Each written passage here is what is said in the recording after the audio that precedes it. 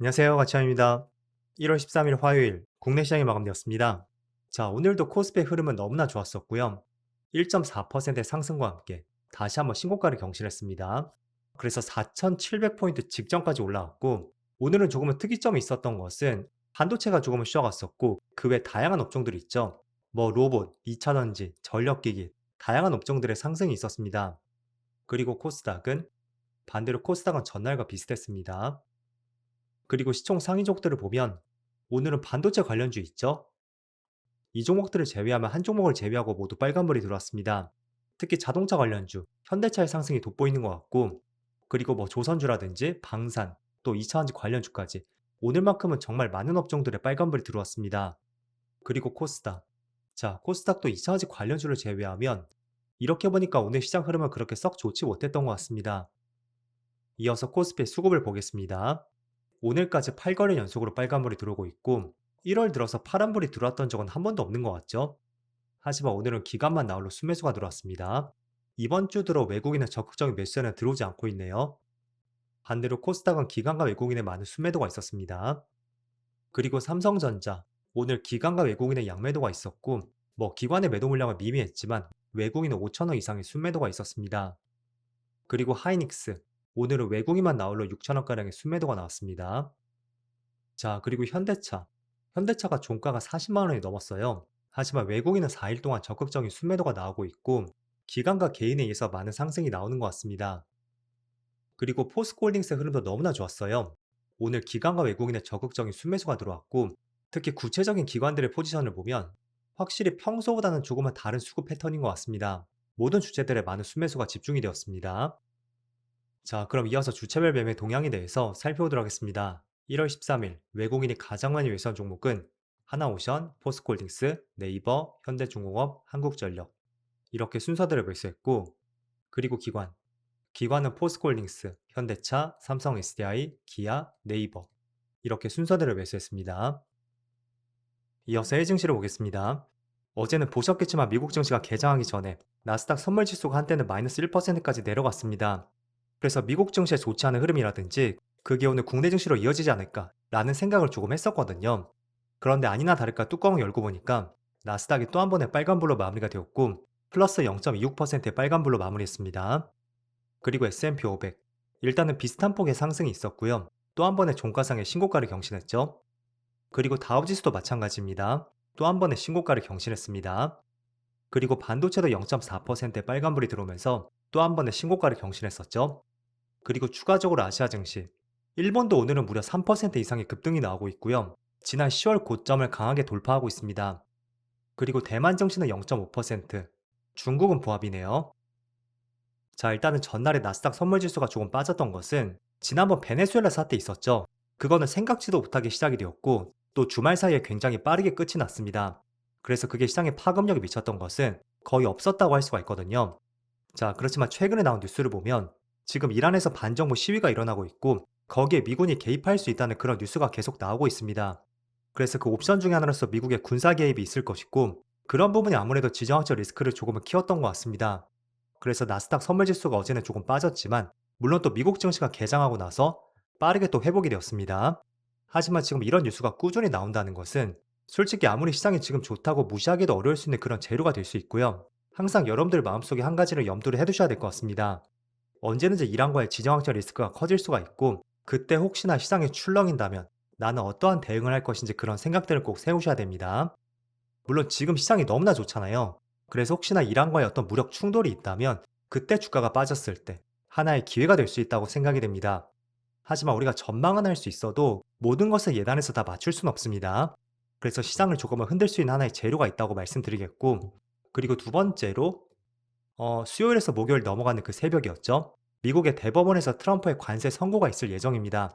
이것도 시장을 한번 크게 흔들 수 있는 재료가 될 수 있고요.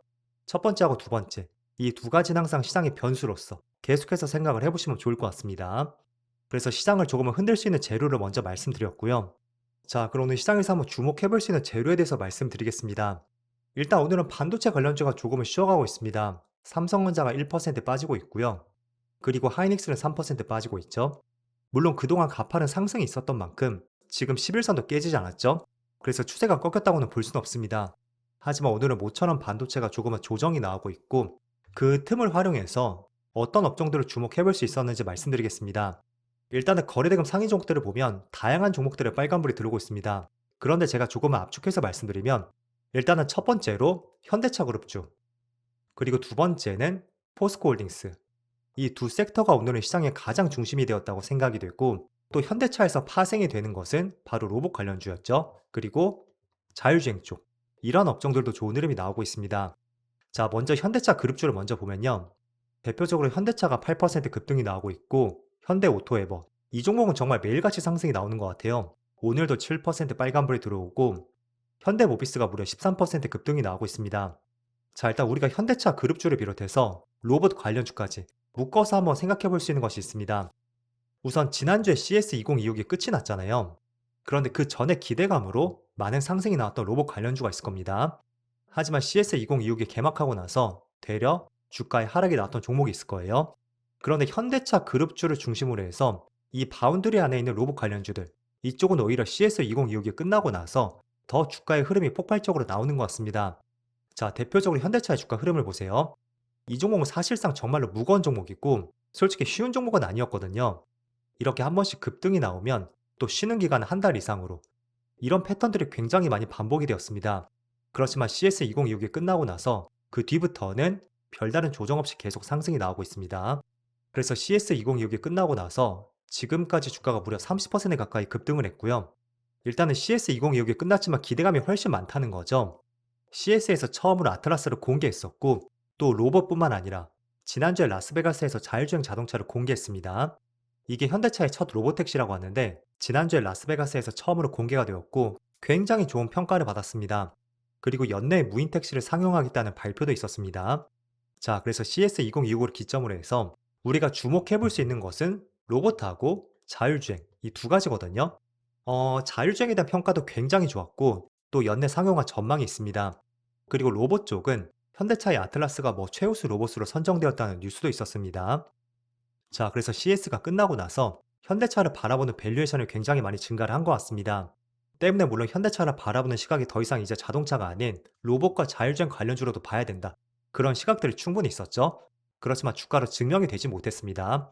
그런데 CS2025를 통해서 아틀라스와 로보택시로 그걸 증명했었고 그 때문에 이 종목이 단순히 자동차 관련주가 아니라고 보였지만 CS를 기점으로 해서 정말로 이제는 자동차 관련주를 넘어서 로봇과 자율주행 관련주로 봐야 되겠구나. 그런 시각들이 빠르게 반영이 되는 것 같습니다. 그래서 주가도 지금 폭발적으로 상승이 나오는 것 같고요. 현대차 내 자율주행과 로봇을 담당하는 그룹들, 그쪽의 주가들도 폭발적으로 상승이 나오는 것 같습니다. 그래서 얼마 전에 현대차의 목표 주가가 38만 원에서 41만 원으로 신한에서 목표가 상향이 있었고요. 이게 1월 9일이었습니다. 그런데 오늘 나온 뉴스를 보면 유진투자증권에서는 무려 60만 원까지 상향 조정을 했습니다. 그전에는 38만 원이었거든요. 그거를 60만 원까지 상향 조정했고 아무튼 지금 많은 상승이 나왔지만 저는 여전히 현대차 그룹주를 중심으로 해서 자율주행과 로봇, 이쪽으로 파생적으로 연관성 있는 기업들이라면 계속해서 관심을 가져보자는 말씀드리겠습니다. 그리고 또 한 가지 팁을 말씀드리면 지금 수많은 로봇 관련주들이 있잖아요. 그런데 그 안에서 이제는 대장주로서 우리가 반도체를 바라볼 때 대장주로 보면 지금 당장은 SK 하이닉스를 조금 더 대장으로 보지만 어쨌든 삼성전자, SK 하이닉스 이 두 기업을 대장주로 보고 있습니다. 그래서 이 두 종목이 빠진다면 다른 반도체 관련주도 약세 흐름이 나올 수 있겠구나. 그렇게 생각을 하고 있잖아요. 그래서 앞으로는 로봇 관련주도 마찬가지로 현대차 그룹주를 중심으로 해서 반도체와 비슷한 관점을 가져보시는 것도 좋을 것 같습니다. 자, 그리고 또 한 가지 한번 주목해 볼 수 있는 것은 포스코홀딩스가 오랜만에 12% 급등이 나오고 있습니다. 그리고 직전 박스권들이 있죠. 지금 이 박스권 매물을 돌파하는 흐름이 나오고 있어요. 그런데 아시겠지만 다른 2차전지 관련주를 보면 결코 직전 고점을 넘는 패턴은 나오지 않고 있습니다. 그래서 오늘 뭐 2차전지 관련주가 모두 빨간불이 들어오고 있지만 그래도 포스코홀딩스에 비해서는 상승폭이 상당히 아쉽다고 할 수가 있거든요. 일단은 포스코홀딩스가 급등이 나오는 것은 첫 번째로 정부에서 철강산업 구조전환을 위해서 공급 과잉된 철근 설비와 구체적인 감축 로드맵을 제시했고 그게 철강 기업들의 수익성 개선으로 이어질 것이다. 이렇게 전망을 했던 것 같습니다. 그리고 두 번째는 지금 리튬 가격이 23년 11월 이후로 최고치를 새로 썼다는 뉴스가 있었습니다. 아시겠지만 2차전지 관련주들은 리튬 가격이 증가해야지만이 그걸 활용해서 고객들에게 가격 전가를 할 수가 있고요. 그로 인해 마진과 실적 개선이 이루어질 수가 있습니다. 그래서 리튬 가격 상승은 2차원지 관련주에 높은 확률로 실적이 개선될 수 있다. 이렇게 정리를 해볼 수가 있거든요. 자, 그런데 아시겠지만 2차원지 관련주 그렇게 업황 자체가 썩 좋진 않고 제가 어제도 말씀드렸습니다. 한 번씩 주가에 반짝 상승이 나오고 있지만 결코 2차원지를 전기차라는 시각으로만 봤을 때는 업황 자체는 굉장히 좋지 않다는 거예요. 그래서 더 이상 이제 2차원지 배터리가 아니라 AI 데이터 센터에 들어가는 ESS 쪽으로 그쪽으로 포지션 변화가 꼭 필요하다는 말씀 드렸었고 그게 조금은 뒤처지는 기업이라면 지금의 2차원지 어려운 시장에서 도태될 수 있다는 그런 뉘앙스로 말씀드렸습니다. 그래서 그런 맥락에서 보면 단순히 전기차 배터리 이쪽의 업황은 좋지 않습니다. 지금 2차원지의 상승이 나온다는 것은 결과적으로 리튬 가격이 오르고 있고 또 전기차 배터리가 아닌 데이터 센터에 들어가는 ESS 쪽 이쪽을 빠른 포지션 변화가 있었기 때문에 그런 기업들 위주로 더 많은 상승이 나온다고 할 수가 있습니다. 자, 그렇지만 오늘의 포스코홀딩스가 더 많은 상승이 나오는 것은 포스코홀딩스만의 사업 구조가 다르기 때문이에요.